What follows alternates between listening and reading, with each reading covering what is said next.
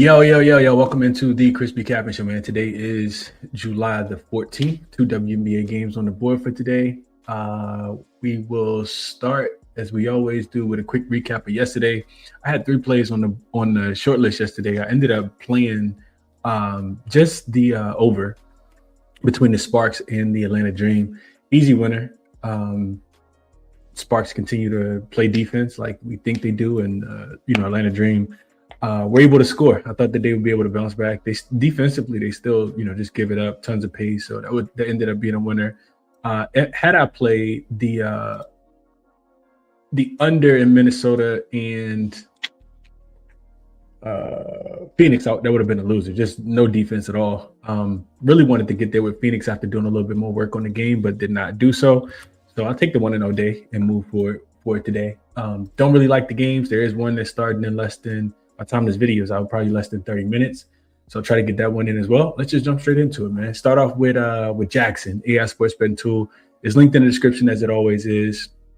So I asked Jackson today, wanted to kind of break up the prompt a little bit. I asked Jackson today for, let's see if I can get to it.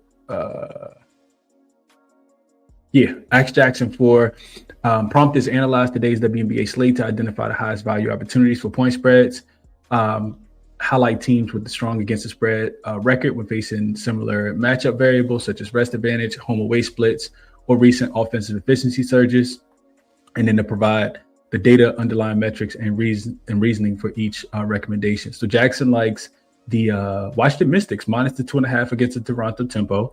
It says that they entered the matchup as slight favorites, and statistical profile suggests their position to cover the 2.5 point spread. Washington has shown strong against the spread record, when facing teams with defensive vulnerabilities. And Toronto currently ranks in the bottom tier of the league in points allowed per game, per possession.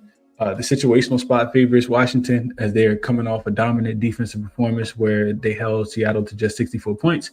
My model projects a multi-possession victory for the Mystics, making the 2.5 line at plus money elite value. Washington's ability to force long, deliberate possessions will naturally suppress Toronto's scoring ceiling, while Marina Mabrey has been on a heater for the Tempo, averaging 29.6 points per game over her last 7 games. She faces a ferocious clamp from the Mystics unit that excels at forcing opponents into half-court execution. So that is the pick for today. That's what Jackson likes anyway. Let's jump into it. Linked in the description, as it always is. So first up, we'll go to the early game, and I'll try to be quick so I can get this posted. I kind of forgot. I knew this was happening yesterday, but the reason why this is an early game is because it's a camp game in Portland and Connecticut today. Connecticut is having their camp game. So a couple things to note in this one. First, we look at the injury report, and Brittany Griner just came off. She did miss the last game, but they will still continue to be without Sanaya Rivers and Anisha Morrow. So Portland, these are 2 teams that I really don't trust to cover spreads in the first place. But Sarah Ashley Barker is off the list for Portland. And Portland, they did a really good job in that last game. We could say, Atlanta, stinks because they do, but we got to give Portland some credit in that last game. They actually covered 4 straight in 7 of their last 10. And they beat Atlanta by 10 on Saturday as 13.5 point dogs. They played 5 of their last 6 on the road. That's something that definitely goes against them in this spot, especially with the early start time game. I mean, it's 11 o'clock on the East Coast, and this team typically plays at 10 o'clock on the West Coast. So I don't think that goes in their favor. You got a Connecticut team that is coming off back-to-back losses versus Minnesota and Golden State, 2 of the top 4 teams, I would say, in the WNBA. They do have 3 days of rest. They slipped up against Golden State and didn't cover that game. But before that, they had actually covered 5 of their last 6.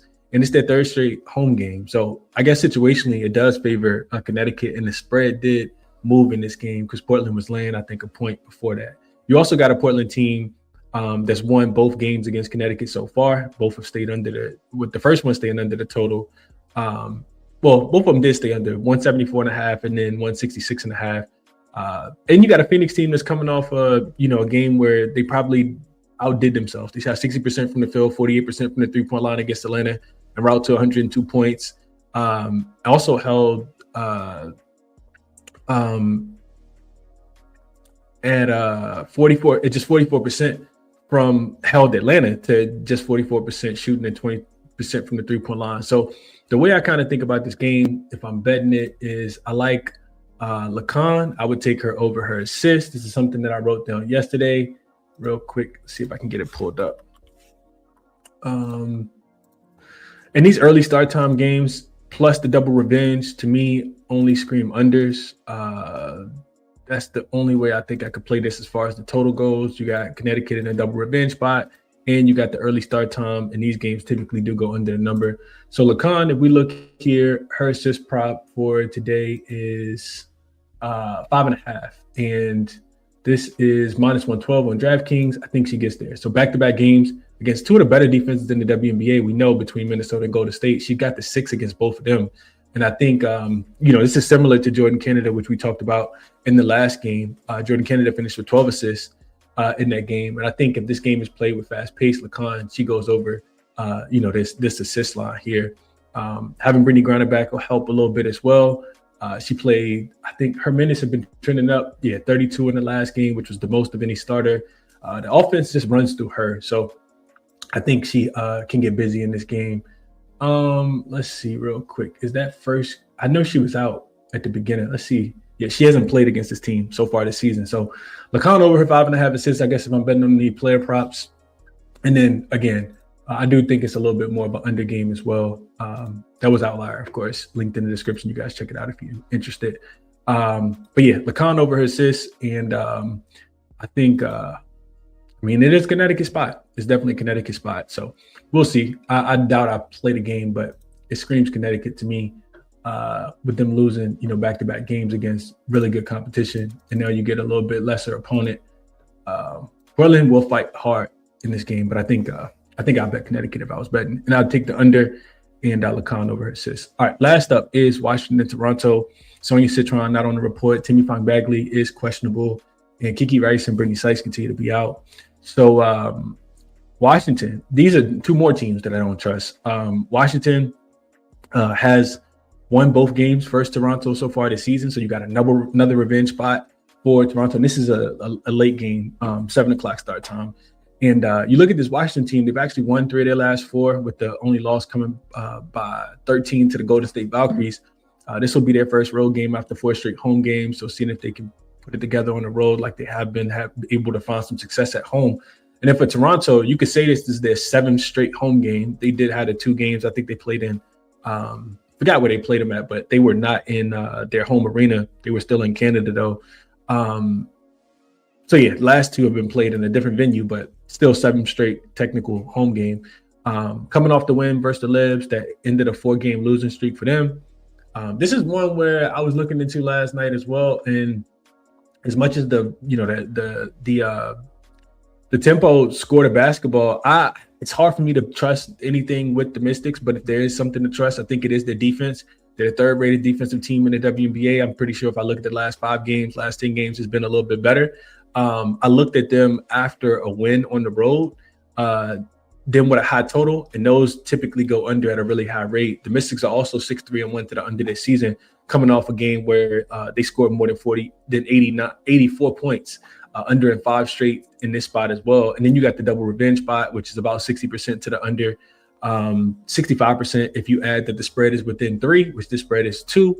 And the tempo, their team total 85.5. Yes, they're coming off a really good performance against New York, but New York was also playing second leg of back-to-back. They were also needing to snap that 4-game losing streak. New York plays a lot faster, of course, than this Washington team does. Washington, of course, one of the slower-paced teams in the WNBA. So you look at the Mystics, they've actually held 4 straight opponents to 86 points or less in their last 4 road games. Tempo average right at 86.5, 87 points at home. And their offense is definitely one of the best in the league. But against a good defense, recently, they've struggled. Under against the Valkyries, under against the Washington Mystics, just 75 and 76 points in those spots. And I would compare those defenses to the Washington Mystics. And the Mystics play so slow. So yeah, off a win. The Mystics have actually held 6 opponents under their team total. So their defense continues to play well. in that spot as well. So that's what I'm thinking as far as this game goes. I think under tempo, team total under, not trusting the Mystics offense to score the basketball at all. Those would be the ways that I would play this one. If we go right back over to Outlier really quickly, a couple player props in this one as well. I'm trying to do more player props because I feel like I've been leaving some money on the table with the player props. I know that Jordan Canada didn't get there yesterday with her double-double at plus 320, a little sprinkle on that, but really because they just missed so many shots. Alicia Gray missed so many easy shots. It was so many blown layups, and she still finished with 7 assists. But regardless of that, and then Atlanta couldn't score in the fourth quarter for whatever reason against the Sparks defense, but that's neither here nor there. In this game, Sonia Citron, her rebounds 3.5. I think it was at plus money, plus 102. I did bet this. Let's see real quick. I like Sonia for a couple different reasons. So first off, we look at the full season. She's averaging right at 3.39 rebounds, but you can see recently, the numbers have been up. We just needed to get 4 boards in this spot. She's over in 3 straight.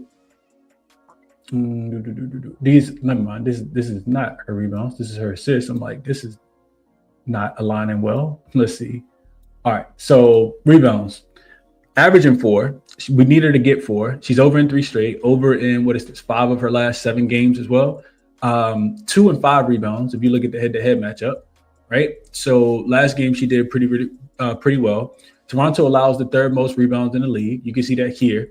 And what I looked at full season, and then I looked at games that she played with some of those really good rebounders.